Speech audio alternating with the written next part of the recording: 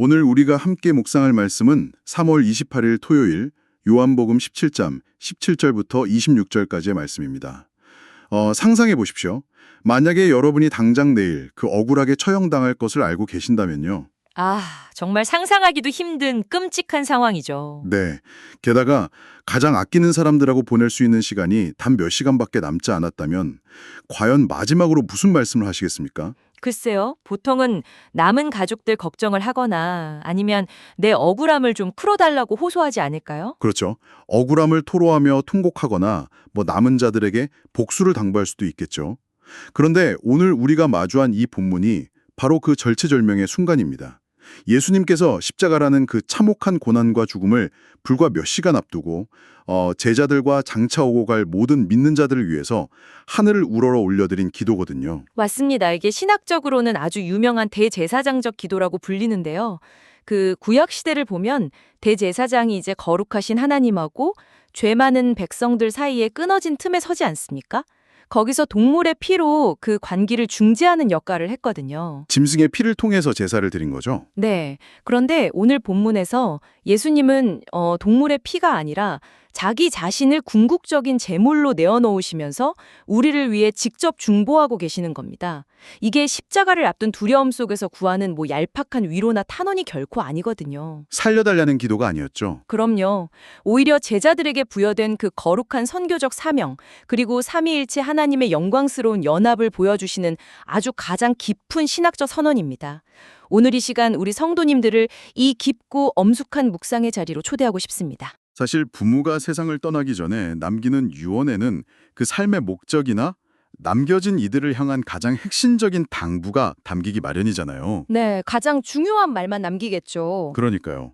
주님께서 왜 하필 이 긴박한 순간에 다른 것도 아니고 바로 이 기도를 하셨는지 질문하지 않을 수가 없습니다. 단순히 그냥 남겨진 우리 제자들 세상에서 다치지 않게 안전히 지켜주십시오. 이런 내용이 아니었잖아요. 전혀 아니죠. 이 본문의 심장부에 흐르는 핵심 메시지는 과연 무엇입니까? 그 심장부에는 거룩함, 그리고 하나됨을 통한 세상의 구원이라는 아주 묵직한 주제가 자리 잡고 있습니다. 방금 말씀하신 것처럼 예수님은 제자들이 세상의 핍박을 피해서 어디 안전한 곳으로 숨거나 세상과 완전히 단절되는 것을 구하지 않으셨어요. 산속으로 도망가라고 하지 않으셨죠? 네, 오히려 제자들이 그 험악한 세상 속으로 보냄을 받아서 그 진리 안에서 거룩해지고 사랑으로 연합할 때 비로소 세상이 예수님을 하나님이 보내신 구원자로 알아보게 된다는 영광스러운 선교적 사명을 선포하시는 겁니다. 그러니까 제자들을 안전한 온실이나 무균실로 부르신 게 아니라 오히려 막 세균이 득실거리고 폭풍우가 치는 세상 한가운데로 밀어넣으시면서 거룩함을 무기로 쥐어주신 거군요. 아주 정확한 표현입니다. 이 장엄한 기도의 흐름을 가만히 들여다보면요. 마치 잔잔한 호수에 돌을 딱 던졌을 때 파문이 막 넓게 퍼져나가는 것 같은 그런 역동성이 느껴지거든요. 처음에는 눈앞에 있는 그 겁먹은 소수의 제자들에게 집중하시다가 기도의 품이 점점 넓어지잖아요. 네, 맞습니다. 처음 돌이 떨어진 그 중심부에는 세상에 보냄받은 제자들이 있습니다. 17절에서 19절 내용인데요. 아버지가 아들을 세상에 보내신 것처럼 예수님도 제자들을 세상으로 보내십니다. 파송하시는 거군요. 그렇죠. 그리고 세상을 이기기 위해서 주님이 먼저 자신을 십자가의 제물로 거룩하게 내어주시고 제자들 역시 그 진리의 말씀으로 거룩하게 구별되기를 간구하십니다. 생준이 아니라 거룩함에 초점을 맞추신 거네요. 그런데 이 기도의 파문이 거기서 멈추지 않고 이제 미래를 향해서 뻗어나가는 지점이 참 경이롭습니다. 지금 이 묵상의 시간을 함께하고 계신 우리 성도님들 그리고 저와 같은 미래의 성도들까지 다 그 품에 안으시는 거잖아요. 네, 20절부터 23절을 보면 그 기도의 지평이 극적으로 확장되면서 이제 초점은 사랑으로 하나됨으로 옮겨갑니다. 현재의 제자들뿐만 아니라 그들이 전하는 말씀을 듣고 장차 예수님을 믿게 될 그 미래의 모든 성도들을 위해서 기도하시는 거죠. 와, 2000년 전의 기도가 시공간을 뚫고 여기까지 온 거네요. 정말 벅찬 일이죠.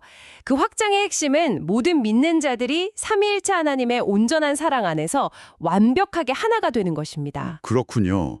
그리고 그 파문이 닿는 가장 바깥쪽, 궁극적인 해안가는 결국 주님이 계신 영광의 자리로 연결되더라고요.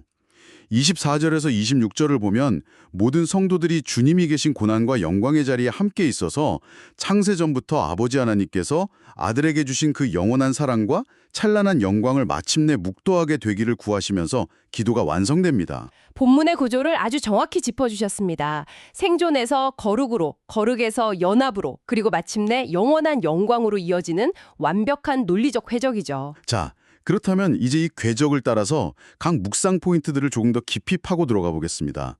첫 번째 포인트는 진리로 거룩하게 하소서입니다. 여기서 저는 우리가 흔히 가지는 그 통념에 대해서 좀 반문을 던지고 싶어요. 어떤 통념을 말씀하시는 거죠? 사실 우리는 거룩하다라고 하면 보통 세상을 딱 들지고 조용한 기도원이나 수도원 같은 곳에 들어가 있는 그런 세상의 때가 전혀 묻지 않은 단절된 상태를 떠올리기 쉽잖아요. 그렇죠. 산속에 들어가서 돌을 닦는 것 같은 이미지가 있죠. 네, 하지만 주님은 오히려 부정한 세상 속으로 보내시면서 거룩하라고 명하십니다. 사실 매일 아침 치열한 경쟁, 속임수가 난무하는 회사라는 세상 한복판으로 출근하셔야 하는 직장인 성도님들을 생각해보면 이 말씀이 굉장히 모순처럼 들리거든요. 아니, 세상 속에 발을 담그고 있으면서 도대체 어떻게 세상에 물들지 않을 수가 있습니까? 이 지점이 성경이 말하는 거룩함의 본질을 아주 정확하게 찔러줍니다. 거룩함이라는 건 세상으로부터의 물리적인 도피나 격리가 아니에요. 거룩함은 오히려 세상 한가운데에 서서 하나님의 말씀, 즉 진리를 기준으로 세상을 분별해내는 치열한 영적 저항력입니다. 아, 분리가 아니라 분별인 거군요. 바로 그겁니다. 예수님을 한번 생각해 보십시오. 진리 그 자체이신 주님께서 세상의 죄악을 피해서 산속으로 도망치셨습니까? 아니죠. 오히려 그 세리들, 죄인들하고 함께 식사하셨고 가장 끔찍한 세상의 한복판인 십자가에 자신을 내어주셨잖아요. 맞습니다. 오늘날 치열하게 직장 생활을 하시는 성도님의 경우를 예로 들어볼까요?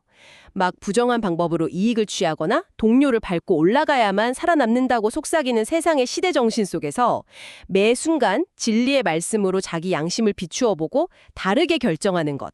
바로 그것이 세상 한가운데서 이루어내는 진정한 거룩함입니다.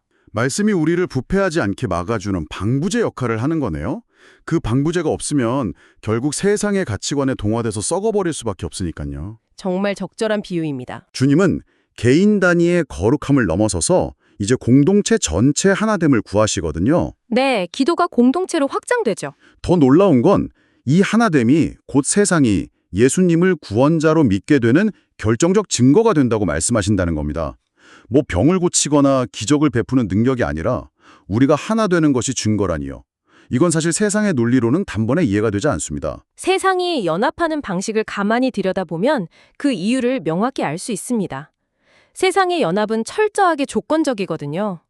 공통의 적을 향한 증오심이 있거나 아니면 서로에게 얻을 이익이 있을 때만 뭉치죠. 깊이 공감합니다. 요즘 뉴스를 보나 사회를 보나 그 극단적인 양극화 속에서 우리를 향한 결속은 항상 저들을 향한 혐오와 분노를 자양분 삼아서 이루어지잖아요. 정치적 이념이든 경제적 계층이든 철저하게 우리 대 그들 이렇게 나눠서 뭉칩니다. 맞아요. 그런데 예수님이 제안하시는 공동체는 사회학적으로나 배경으로나 전혀 어울릴 이유가 없는 사람들이 오직 은혜 하나만으로 묶여 있는 거잖아요. 아, 그렇죠. 자신과 전혀 맞지 않는 사람, 심지어 자신에게 깊은 상처를 준 사람까지도 십자가의 사랑으로 기꺼이 품어내고 자신을 내어주는 공동체. 세상의 눈에는 이 계산기 두드려지지 않는 연합 자체가 가장 당혹스럽고 경이로운 기적인 겁니다. 이해관계가 없는데도 뭉치니까요. 네, 이 신비로운 메커니즘의 원형이 바로 아버지와 아들이 창세 전부터 나누셨던 삼위일체 하나님의 완벽한 사랑의 연합이에요. 우리와 바로 그 신성한 관계에 참여하는 것이죠. 제2사의 논리로는 절대 설명할 수 없는 그 초자연적인 현상이 바로 교회의 하나됨이군요. 반대로 말하면 교회 공동체 안에 여전히 세상의 방식과 다를 바 없는 미움, 증오, 분파주의 이런 게 가득하다면 그것은 세상이 예수님을 알아보지 못하게 만드는 가장 치명적인 장애물이 된다는 무서운 뜻이기도 하네요. 아주 예리한 지적입니다. 결국 우리의 사랑이 곧 세상에 전하는 가장 강력한 전도지가 되는 거죠. 전도 프로그램이나 화려한 행사가 아니라 성도들이 서로를 위해 자신을 희생하고 품어주는 십자가의 사랑으로 연합할 때 그 공동체 자체가 복음의 살아있는 증거가 돼서 닫힌 세상의 마음을 두드리게 되는 겁니다. 그렇다면 이 모든 것이 궁극적으로 무엇을 의미할까요? 바로 세 번째 묵상 포인트인 나의 영광을 보게 하소서로 연결됩니다. 주님은 이 대제사장적 기도의 마지막에 성도들이 나의 영광을 보게 하소서라고 구하시거든요. 여기서 또 한 번 부딪히게 되는데요. 어떤 부분이죠? 보통 우리가 세상에서 와, 영광스럽다 혹은 영광을 돌린다 라고 할 때 남들보다 더 성공하거나 경쟁에서 이겨서 정상에 서는 것을 떠올리지 않습니까? 그렇죠. 1등하는 걸 영광이라고 하죠. 그런데 예수님이 제자들에게 보여주기 원하셨던 이 창세전부터 가졌던 영광은 이런 세상의 영광과는 근본적으로 결이 너무 달라 보입니다. 우리가 흔히 생각하는 세상의 영광은 마치 무대 위의 스포트라이트와 같습니다.